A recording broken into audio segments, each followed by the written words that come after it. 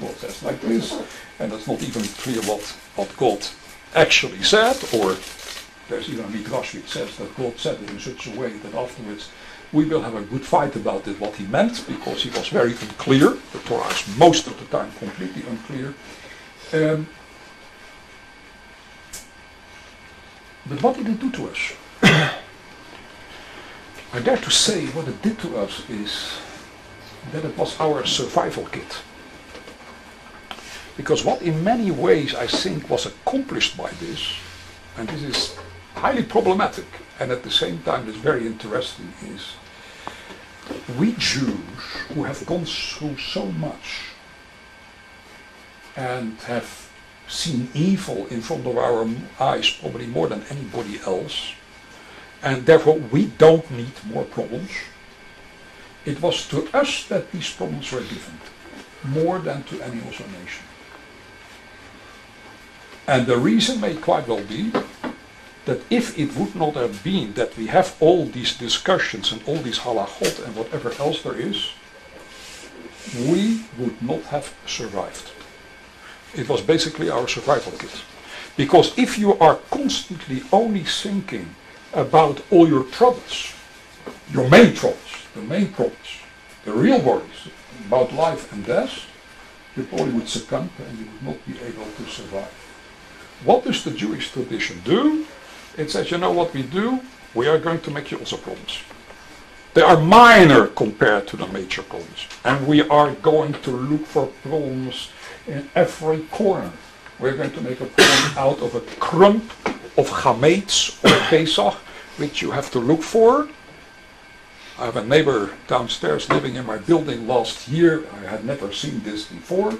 He was lying flat on the floor with a magnifying glass going over the doorpost where he was, because he was afraid that his grandchildren had left some crumbs there, and he was looking like that. I had never seen this before, and I just said to myself, as I often do, is if any non-Jew would see this, what am I going to say about this? How am I going to explain this sort of thing? But this is what it is. He's looking for this anthrax. Is the way. Pardon? He's looking for anthrax. It was looking for anthrax. So I'm going to ask you now one question. Is this a right approach to Halacha? Do you think there's any truth in what I'm saying over here, or is this complete nonsense? Because I think it's very important to think for a moment about that. Is there factual reasons for that? Obviously there's more to Halacha than just that, I'm fully aware of that, but it's a very strange situation that you don't find anywhere else. Never thought about it like that, but now that you talk about it, maybe it has an additional effect, a good effect, that it's very hard to solve things like war and plagues and anti-Semitism and cruelty and evil, but we can't solve if the meat is kosher or not, or the soup can be eaten or not. Right. So it brings us in a situation where we also have problems that we can solve, so we stay not completely powerless and hopeless. So what is the enjoyment of that? If that's the right word. Isn't that great? That there's something you can accomplish in life? We are somewhere able to do something, to solve some problems. We can't solve the main problems, but at least we can solve the minor problems. Okay, I can hear that. I do have a bit of a problem with that kind of description, because I don't want to see Halacha as a crossword puzzle. You know, it's not the idea that we're given a game to solve or a mathematical exercise just to just to give us an opportunity to play and take care of the problem is difficult. I'd rather see Halacha dealing with real life dilemmas, real life issues. Like you're saying, they're existential problems of life. And if Halacha can address them in some way, that would be a lot more satisfactory than saying that all Halacha is one big crossword puzzle to get us off. Yeah, I mean, if I want entertainment, I would watch a movie, not discuss Reb Chaim Noah, and maybe if I'm poor, I don't know, in yeshiva movie. This was actually a question what I was going to ask, and that is the question: what is the difference in that way if I'm right about my ways, and I'm not saying I am, I probably agree with you and not with myself.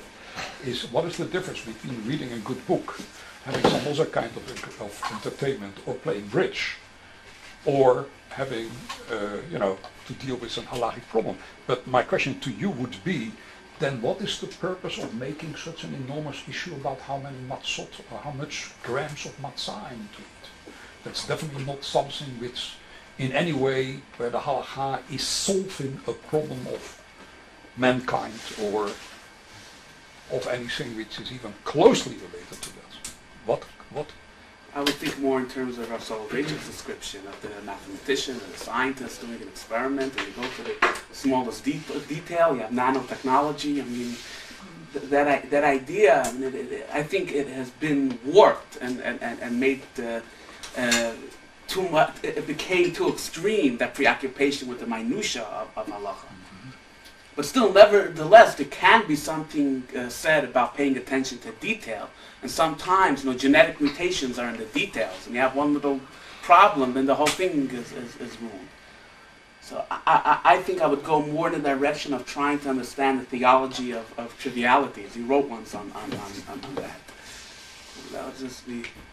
Yeah, that's actually a concept of Heschel also, of trivialities, that life exists out of trivialities that you have to sanctify. Why? Because God is everywhere. He's even in the trivial, or perhaps even more in the trivial than he is anywhere else. Yeah, I don't know if that solves all the problems, but definitely this is something to think about. Why the halacha does these strange things by going into these kind of details. I don't understand how you've answered the question of the problems in life. It seems to me like you've only shifted the greater problem from what you're calling the greater problems to the minor problems of halacha. But either way, if it's just a distraction, then I don't see where the answer lies. I haven't given any answer. Okay. I'm just putting the questions in front of you. So I think that no matter what a person is doing in his life, it has to prove that it is meaningful. Unless it can do that, so you can really look at everything as a form of distraction or entertainment. Whether it's feeding the hungry people who are dying because of a war or whatever it is, or whether it's just watching TV or playing sports. Either way, it's meaningless. Unless it's coming from something that has decided what is meaningful. True. So I think... Do we know what that meaning is? What do you mean, do we know what that meaning is? Do we know what the meaning is behind that meaning? At the very basic level, it's, let's say, fulfilling the will of God. If He told us what it is, and He created the world, and He knows what's going on, so then... But beyond that? We could. We could? Yeah. You let me know. Sure. So. First of all, it has to be pointed out that goes contrary to what you said in the beginning, by that you don't want to make life easier for the religious Jew. Now we're saying, okay, maybe this makes life easier by escaping the big problem.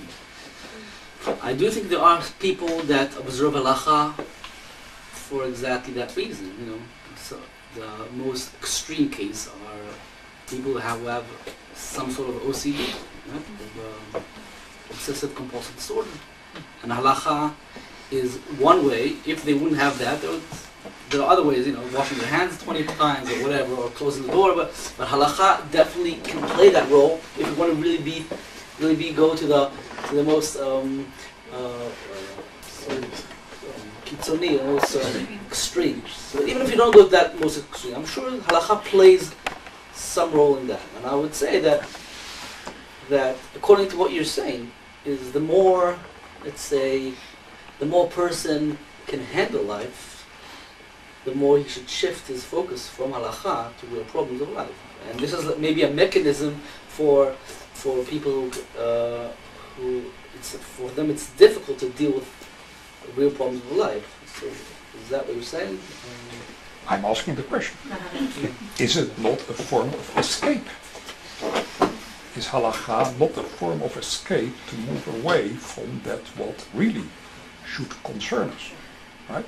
I also don't like that reading of halacha, and I hope I don't live like that halachically, right? But I think again the question should be asked, and I think it is true what you say, that loads of Orthodox Jews are living in that kind of a situation.